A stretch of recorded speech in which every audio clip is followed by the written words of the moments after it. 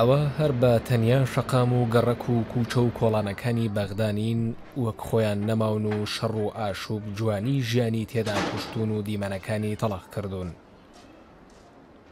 ئەو تافگەی دەیبینن تافگەی ئاوێکی پاک نییە، بەڵکو پاشماوە و پاشەڕۆی ئاوی پیسە کە لە ئاوەڕۆی ماڵان و نەخۆشخانەی مەدینە توب و دەستگا تەندروستیەکانی دیکە و کارگەکانەوە دەڕژێنە ناو دیجلەوە.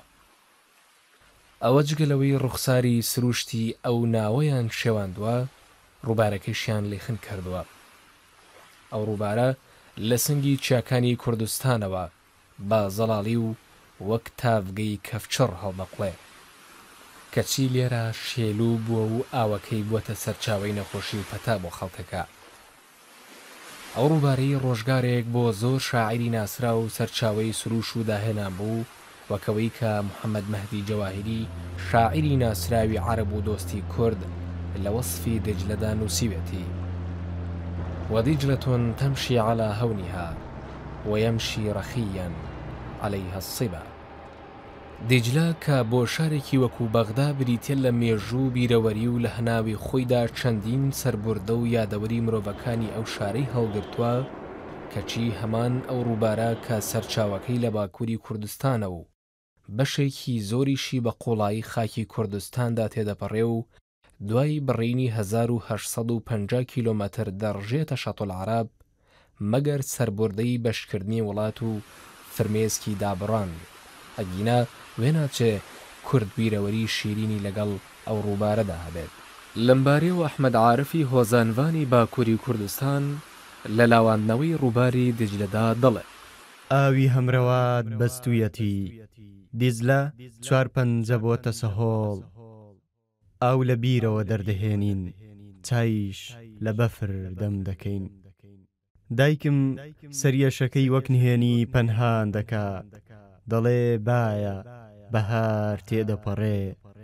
خوشکەکەم دوو گیانە بارگران، کچێکی جوانە دەزانی، نۆبەرێتی لەلایەک لە شەرما دەیشارێتەوە و لەلایەکی دی دەترسێ، دەڵێ دەمرم. ئاوی هەمرەوات بەستوویەتی، دیجلە 4-5 بۆتە سەهۆڵ، ئەم زستانە گیانێکی دی دێتە نێومان، باوانەکەم لەکوێی خۆمدا بتشارمەوە. بەخێر دێ شادی دێنێ خوشکە زاکەی ئەحمەد عارف. بۆ ئەوانەی ڕۆژگارێک لە قەراخی دیجلە و لە سەرتەختی چایخانەکانی و شەقامەکانی ڕەشید و متەنەبی و ئەبوونەوازدا بڕێکی کاتەکانی تەمەنیان بە پیاسەکانی سەرپردی ڕەسافە و بە دیار دیمەنە سیحراویەکانی ڕەوتی پڕ لەنجە و لاری ڕووبارەکە بەڕێکرد بێ، مانایەکی تایبەتی هەیە.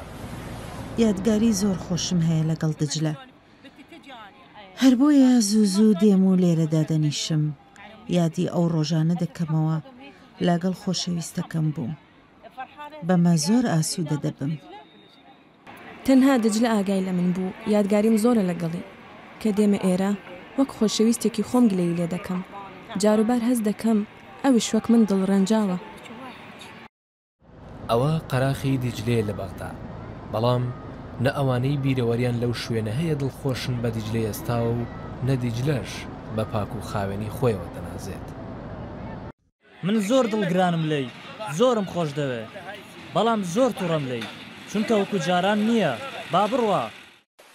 دیجلە ئەو ڕووبارەی ئێوارانێک بەهێمنیەکەی و چریکە و فڕینی نەوڕەسەکانی دڵی عاشقانی پڕ دەکرد لە نەشئەی فڕین و غوربەتی و تەنیایی مەستەکانی ژیر دەکردەوە.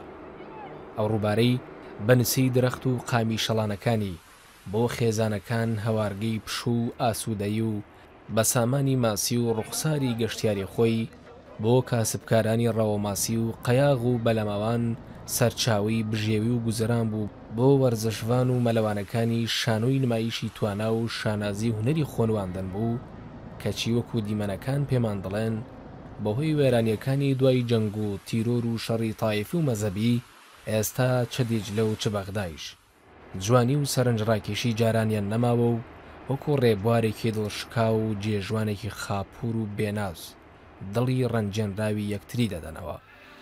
لایەنێکی گەشی دیجلە ئەو چایخانە بەناوبانگانە بوون کە بە درێژایی ڕووبارەکە لە شەقامی ڕەشیدەوە تاوەکو شەقامی سعدون و گۆڕەپانی نەسر بە قەراخیەوە بوون.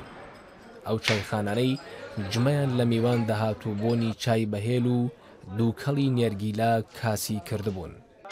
ئەو چایخانانەی ڕێگەشی کولتوری و مێژووی بەغدایەکان و سەکۆی گردبوونەوەی هونەری و ڕۆشنبیری و مەکە و مەنزڵی دەیان شاعیر و هونەرمەند و ئەدیبی ناسراو بوون کەچی ئێستا ئەو شوێنە میلی و کللتوری و ڕۆشنبیریانەش کە تاوەکو ئێستا لە یادەوەری بەغدایەکاندا زیندون بەهۆی تارماییەکانی جەنگ و هەڕەشەکانیەوە وەکو جاران ژیان تیاندا پڕجوڵە و گەرم و گوڕنیە و مەترسی تەقینەوە و کردەوە تیرۆریسیەکان پڕی کردوون لە دێوەزمەی مەرگ.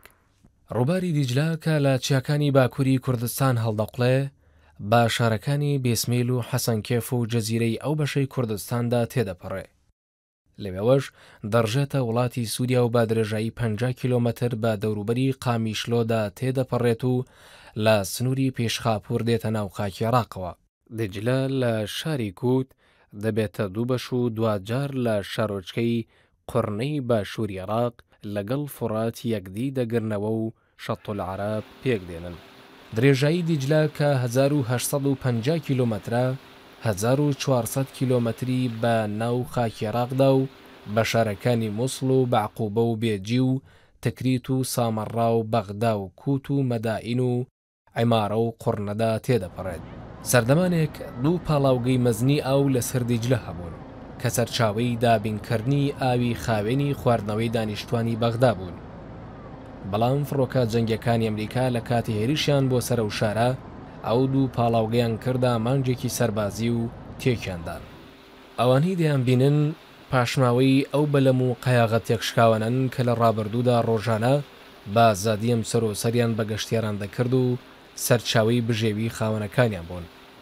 بەڵام ئێستا بە بڕێرێکی وەزارەتی ناوخۆ بە پاساوی ڕوبەڕووبوونەوەی مەترسیەکانی تیرۆر و کەمکردنەوەی هەڕەشەکانی و پاراستنی ئاساییش هیچ بەلەمێک بەوەی ڕاوچیەکانی شەوە بۆیان نییە بەبێ مۆڵەتی وەزارەت و دەستگامیەکان بەو ناوەدا گوزەر بکەن.